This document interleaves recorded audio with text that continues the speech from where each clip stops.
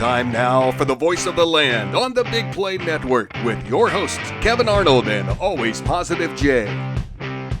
Cal Quantrill giving up 5 runs to start this game is what it is against the Atlanta Braves. Now, Guardians have been playing a little bit better of late, but they have not found that exact hot streak. Now, we've gotten guys like Ahmed Rosario back hitting again, and Josh Bell has appeared every once in a while when he wants to. Miles Straw can't hit anything, but he can throw guys out, and he can play a heck of a defensive Josh center Bell, field. we were off last week. I didn't get to make fun of him, and he didn't. Like last week, what'd I do? You made fun of him. Dude and hits a home run. Josh, you're garbage. Gotta go. Yeah, well, he's definitely not listening right now, so we'll. It's. You get what I'm doing. I get what you're doing. Can't say what I'm doing, otherwise it ruins it. If you know, you know. If you know, you know. It took You me. gotta watch the show, man. You gotta watch the show. That's right. I don't even know where. I don't know where we're going anymore. Yeah, I don't know where we're going because I was trying. Every time I talk, it's what I call. Oh, what was the guy's name? I was trying to smooth transition, and all of a sudden you're just like, "Well, no, it's time for a smooth." I was trying to smooth transition without using the words "smooth transition." You didn't even give me a chance, man. But we are like baseball. It's baseball season. We're gonna talk baseball. I know that everyone wants to talk, just wants to immediately go to the Browns. I do have a rant, I think, later. Didn't tell you guys about this, but I have a little bit of a rant. It just kind of popped in my head as I was driving here. Got a little frustrated, but we'll see where this show goes. We got to get our guest on, and if he wants to join for a while, we'll have him on as long as he wants to be on. But Guardians, a game under 500, battling for first place. Now, does that mean that they're a World Series contender? No. But they can't get out of their own. They can't get out of their own way. And yes, it was great to win last night. That is a very good win against a good team. A lot of people are just accepting and taking like, oh, we got one against the best team in baseball. Thank you. We can lose this series. That's totally fine. Cal's on the hill. He hasn't pitched well all year. That's a problem. It doesn't matter whether you win the first one or the second one. If you have a chance to win the series, you need to put your best foot forward. I know that Terry's not going to go away from Cal Quantrill yet. This is only his second start since coming off the injured list. He might get a start or two after the All-Star break, but something really is not right with Cal because when he came back before his first start, I don't know if you guys saw this interview, but he said, "This is the best I have felt in months." I've seen the exact opposite. He looks worse than when he went on the IL. That's not good. That cannot happen. Like, what's unfortunate for him, we saw his backup, and he was doing much better. Logan Allen is down in the minors. Yeah. And fans are going to be screaming for this dude. Right. Now, I'm not trying to use Cal as just a scapegoat, because that's the other issue I've had with how the fandom and conversation around this team this year has gone.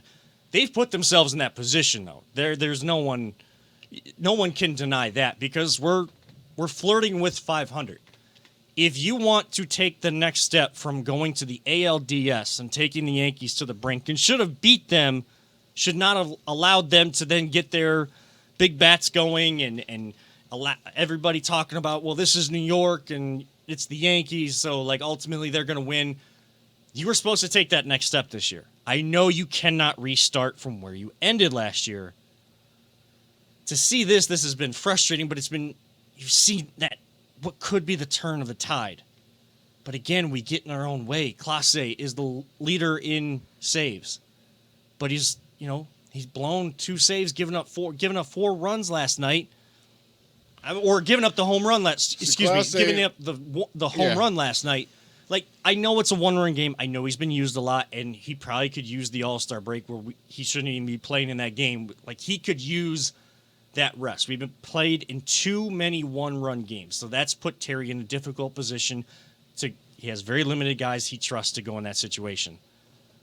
But if you're put in there and you're telling your manager that you are good to go if he needs you in that situation, although everybody knows that you're tired, but you're saying you're good enough, you gotta go get the job done. Again, Guardians, it doesn't matter. They get the win.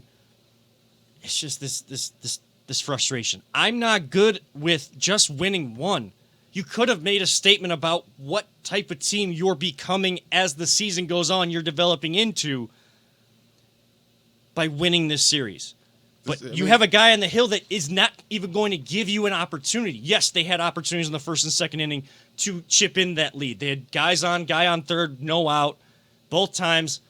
You got strikeouts, you got Straw striking out, you got Bo Naylor striking out, who's 0 for 14 in his last 14 plate appearances. And, he's a young guy, giving him time. But it's just the example. There is no situational hitting. It is lack of situational hitting with this team.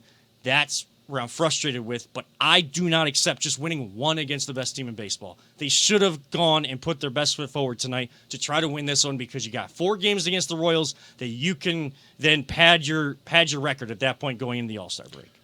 The best thing about this matchup, and everything you're saying is leading to what I want to talk about, is how you're saying we won one. That means our expectations are too low, this team. It means that this team is not capable of winning it all. And if you're not capable of winning it all, you need to make the moves to be capable of winning it all. I'm sorry, there's no reason to be holding back with this team at all. It's been, the 75 years plus or something like that? Come on, it's just, stop wasting my time. It is a waste of time. I love watching this team play, and a lot of these kids are great, but they need another bat. It is so obvious that because they're just leaving these guys on base all the time, and if it's not without Josh Naylor, what he's doing this year, and Jose, wow, we're in trouble. Thank God that Ahmad Rosario is heating up. But is that going to be enough still when you get to the playoffs and you're going against the big guns with lineups that just got 7 guys hitting 20-plus home runs in lineups? It's not. It's not enough. What do they call it, an arms race or whatever? We need another bat. Bad. I'm It's a tired power of holding race. on to all these prospects. Go get me someone. It's a power race. That's what it is. We've known forever we've had the pitching. But where, there is no power. So when you don't have power, what do you have to do? You have to hit well in situational hitting. Now, can that be? Can you do well? Lineup. Who do they got? The Olsen kid from the Athletics, and they got the catcher we wanted, Sean Murphy. Sean Murphy and Matt Olson. Yeah, those dudes are just hitting bombs for them from Oakland. We could have got those dudes. But we want to hold on to all our prospects so we can have this elongated greatness of winning divisions and coming up short in the playoffs. Wow, great. Give me one World Series championship. It'll last so much longer than 20 division titles. I'm so sick of division titles. Did 2016 break them? I don't know. It might have broke me. Yes. Everyone's just get in the playoffs. I'm no. I want to go into the playoffs once we were in the 90s, the team to be feared. I want our team to be feared getting into the playoffs. That thought just crossed my mind, because what happened in 2017? Yeah, we make the playoffs, but we get swept. 2018, I think we were swept again. 2019 didn't make it. 2020 was the COVID year, so it was easier to make the playoffs in that 60-game sprint. 2021. 22, you're making the playoffs, but there's this wall in front of you now. And it's been since making it to Game 7 of the World Series in 2016. I'm not saying you're going to make the World Series every year, but you're good enough to at least make a playoff run. But you haven't learned your lesson about what that next step takes. What do the playoffs actually take? Yeah. Having good pitching is great. Seeing them play small ball is great. But they're not even doing that now. And the pitching hasn't been great. Bieber, 3 of his last 4 starts have been And last night, I don't know if this whole, if he's hearing the noise about the trade deadline or whatever, and his mind's not right, or he's writing on, he feels like writing it on the wall that he's out of here. I don't know, but he's hurting himself and he's hurting his team. You're here still. All this talk has been media and fans. If the if the organization's come to him and said that they're looking to do this, like that's a problem. But I don't think that that's how this organization operates. If you're just going through the motions, that's not good enough. But I think knowing Shane Bieber and what we've seen from him here in Cleveland, I think it's weighing on him. And you know what? Just go out there and pitch. Be the ace that you are. You got Guardians across the chest. You got Cleveland across the chest. Right now, that's what it is. You're the ace of the staff. Tristan McKenzie's hurt. Go out there, set the tone, and then again, these young guys just follow in line.